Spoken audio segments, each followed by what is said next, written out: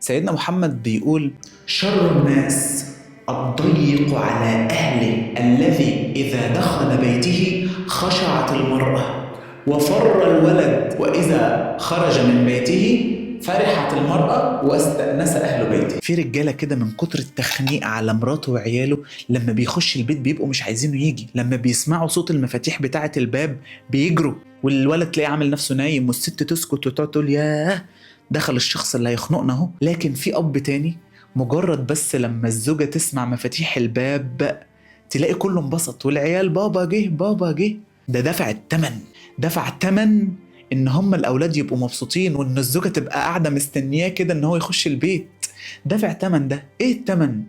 العلاقة الكويسة، الأدب، الاحترام، التربية الكويسة، الحرية في العلاقات، مش قافل عليهم، مش مخنق عليهم، مش كل شوية طلبات وهاتي واعملي واطلعي وانزلي وانت قاعدة كده ليه ولابسة كده ليه ايه ده؟ الرسول قال عليه ده شر الناس، ده اللي بيخنق الناس اللي معاه. عايز علاقة كويسة يبقى لازم يبقى في تمن تدفعه. وفكر كده كويس، انت من الآباء اللي الولاد بيفرحوا بصوت مفاتيحك، ولا بيعملوا نفسهم نايمين لما بيسمعوا صوت مفاتيحك؟